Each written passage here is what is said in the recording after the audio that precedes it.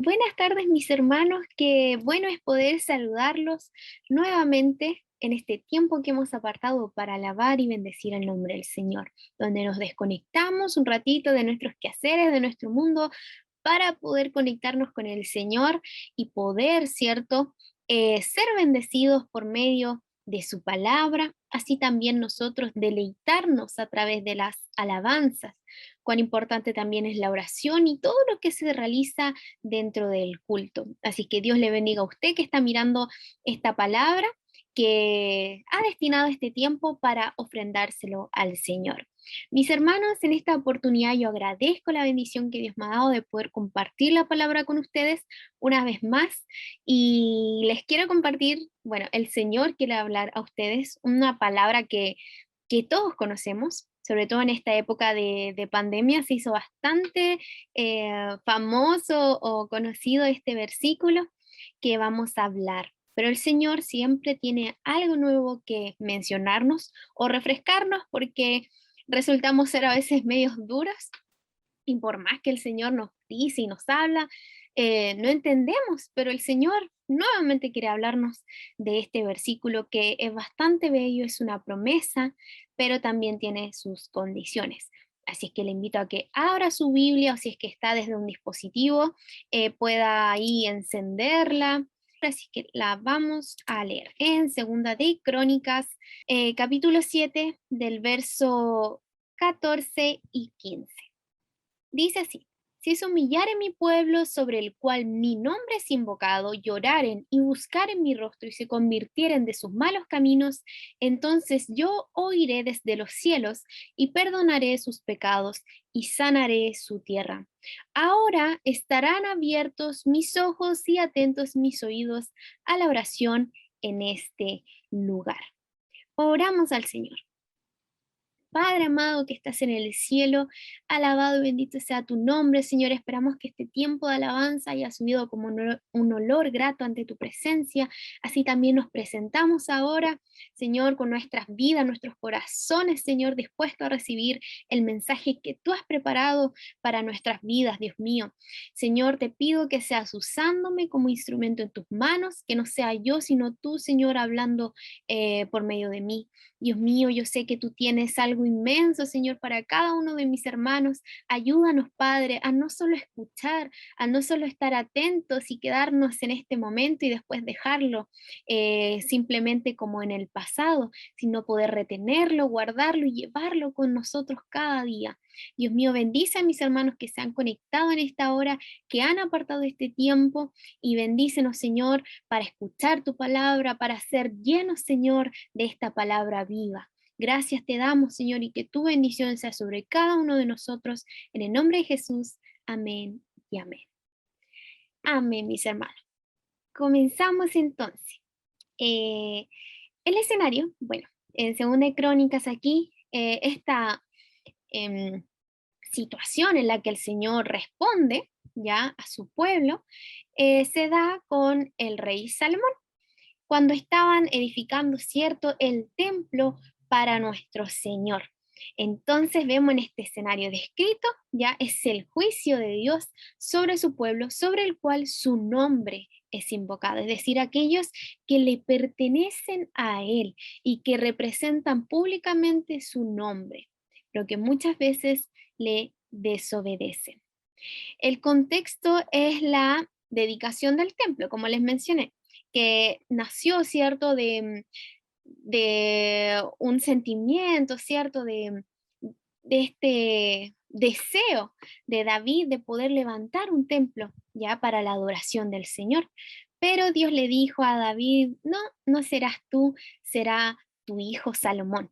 Y fue la palabra de Dios a Salomón con respecto a esa tierra en ese día. ¿Ya? Y después de la dedicación, ya, Salomón dirigió a Dios esa gran oración, ¿ya? Que hemos tenido ocasión de leer, o si es que usted lo ha leído en el capítulo 6 donde Salomón, ¿cierto?, le dice a Dios que se acuerde de su pueblo en todo momento, si es que ellos le buscan, si es que ellos se arrepienten de corazón. Y luego vienen estos versículos que hemos leído que ya es la respuesta del Señor. Entonces, en el versículo 14 dice, mi pueblo, sobre el cual mi nombre es invocado. Notemos esto, mi pueblo. ¿A quién se está dirigiendo? Bueno, en ese contexto se está dirigiendo a su pueblo Israel, ¿ya? Si ellos se humillan, si ellos oran, les buscan y dejaran su mala conducta, entonces Dios les prometió a los israelitas tres cosas. Escuchar su oración, les perdonaría y les devolvería la prosperidad a su país. Si ellos cumplían estas condiciones que Dios les estaba diciendo, ¿ya? Cuando uno va al Nuevo Testamento, encontramos en Mateo 3:2, ¿ya? A Juan el Bautista diciendo, arrepentíos, porque el reino de los cielos se ha acercado. El Señor Jesús repitió aquella demanda llamando a la nación a que aceptara sus condiciones para que las promesas de Dios fueran hechas realidad, que fueran cumplidas. Fue una oferta legítima y en nuestro tiempo los israelitas han sido dispersados, ¿cierto? Sabemos que fueron dispersados por todo el mundo y ellos no pueden tener paz. Nosotros sabemos lo que ocurre hoy en día en Israel, muchos conflictos en Medio Oriente, y no pueden tener paz en esa tierra porque no han cumplido con esas condiciones que Dios les dio. Ahora, en este momento, Dios nos está hablando a nosotros, me está hablando a mí, le está hablando a usted por medio de esta palabra y dice mi pueblo. Ahora, ¿quiénes son estos en estos días los que pertenecen a Dios, los que son su pueblo? Él tiene un pueblo hoy en día y ese pueblo es la iglesia, es el cuerpo de Cristo, formado por aquellos que han aceptado al Salvador, a Jesús. Si usted le ha aceptado a Jesús como su Salvador, usted es pueblo de Dios. Dice la escritura en Tito 2:14, Él se dio a sí mismo por nosotros para redimirnos de toda maldad y purificar para sí un pueblo propio, celoso de buenas obras. Dios tiene su pueblo. Y Él dijo, si se humillare mi pueblo.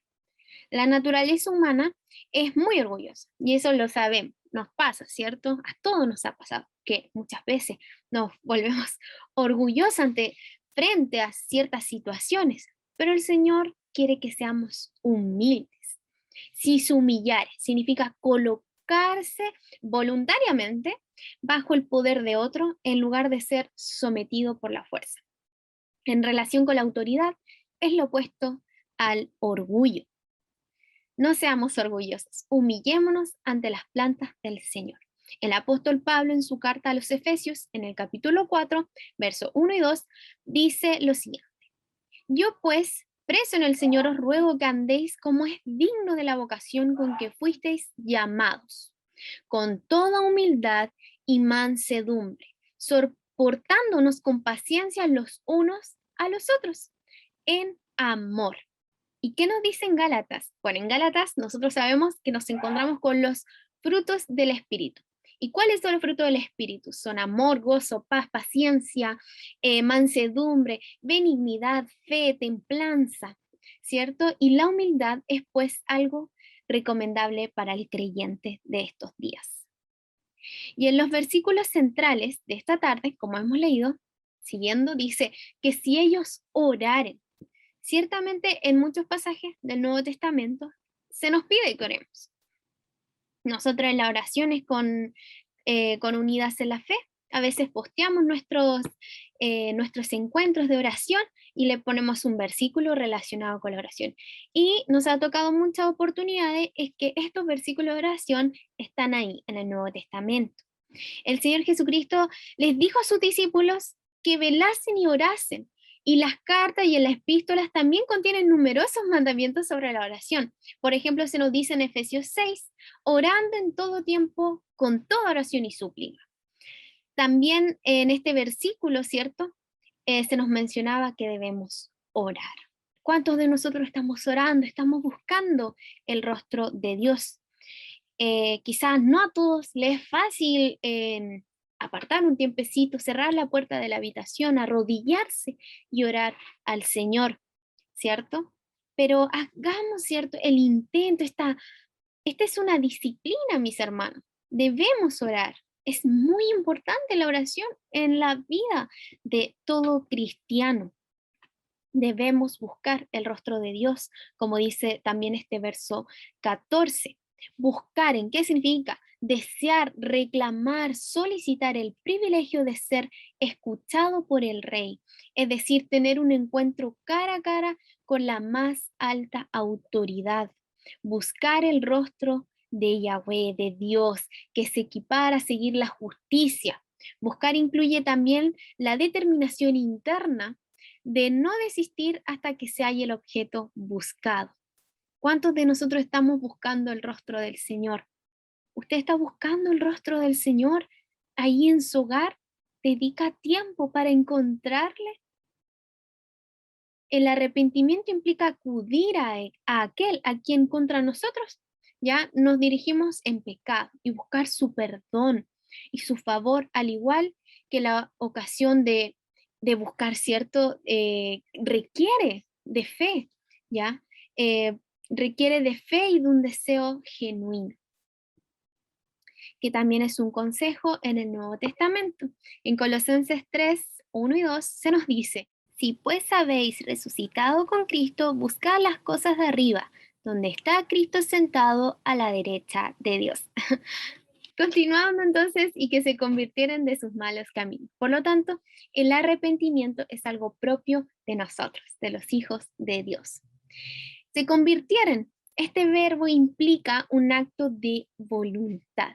Alguien se detiene, ya, da la vuelta y emprende decidido un camino de regreso a su punto de partida, ya, para poder cambiar la dirección. Uno tiene primero que conocer y confesar que va por un camino equivocado. En Proverbios 28:13 se nos menciona.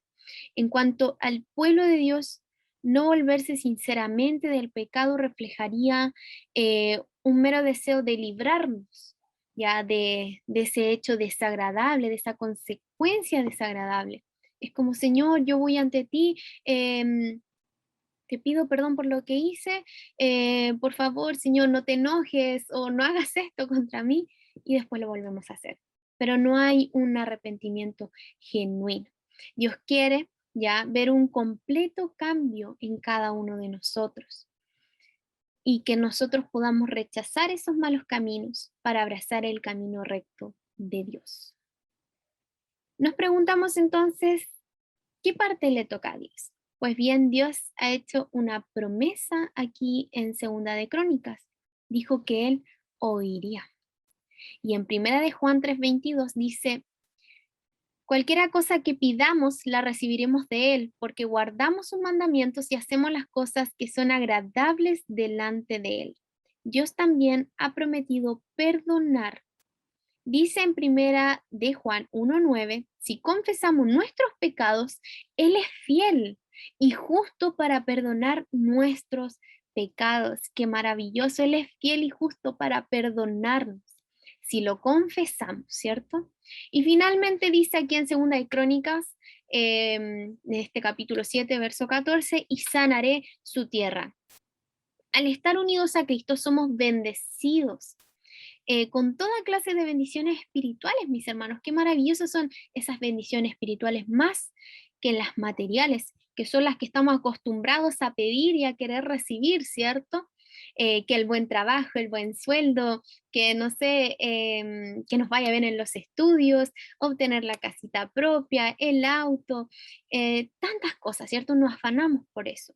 Pero qué mejor son las bendiciones espirituales, porque nosotros no estamos haciendo tesoro aquí en la tierra, sino que estamos haciendo tesoro allá en el cielo.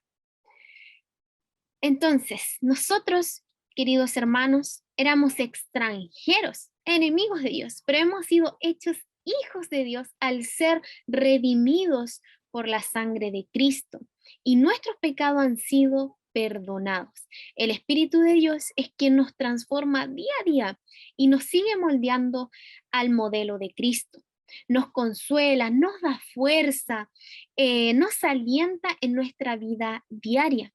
El cielo es nuestro hogar, recordemos eso, el cielo es nuestro hogar, no la tierra, el cielo es nuestro hogar y nuestra meta es la nueva Jerusalén.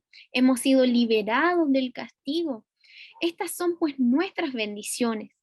¿Ya? Qué mayor bendición todo el sacrificio que hizo Cristo por usted, por mí, por la humanidad, por amor, ¿cierto? Esas son nuestras bendiciones que van mucho más allá de la promesa de una tierra próspera. En el versículo 15 para final dice, mis ojos estarán abiertos y mis oídos atentos a la oración que se haga en este lugar. En contexto, ya esta promesa, estos versículos fue dada principalmente a Israel, ya, de la dedicación del templo y de su situación espiritual concretamente. Aunque este pasaje hoy el Señor no está hablando y también tiene una aplicación para nuestras vidas como cristianos. Si queremos recibir la promesa de Dios, debemos, amados, humillarnos. Debemos buscarle de todo corazón, arrepentirnos sinceramente de nuestros errores, de nuestras faltas, de nuestros pecados, y teniendo en cuenta, como se nos ha dicho en esta noche, que el verdadero arrepentimiento es algo que va más allá de las palabras. Es un cambio de conducta, ¿ya? Que ya sea que pequemos individualmente o como grupo, como iglesia, como nación, Él sigue estando con nosotros, ¿ya? Y Él quiere que nosotros podamos seguir sus pasos, ¿ya? Que nos ha dado en esta hora, humillarnos, buscarle, ¿ya? Y Él responderá a las oraciones sinceras de su pueblo. Entonces, mis hermanos, qué maravillosa palabra la que nuestro Dios nos ha recordado en esta tarde. Busquemos al Señor de todo corazón, genuinamente, humillados ante sus plantas. No seamos orgullosos, no sigamos cayendo, tropezándonos con la misma piedra, sino que esforzarnos. Debemos esforzarnos, esta palabra también es para mí, debemos esforzarnos todos los días por no cometer los mismos errores y poder ser moldeados ya por las manos del Señor y poder parecernos cada día más a Cristo nuestro Señor. Dios les bendiga en gran manera. Gracias damos al Señor por su palabra. Bendiciones.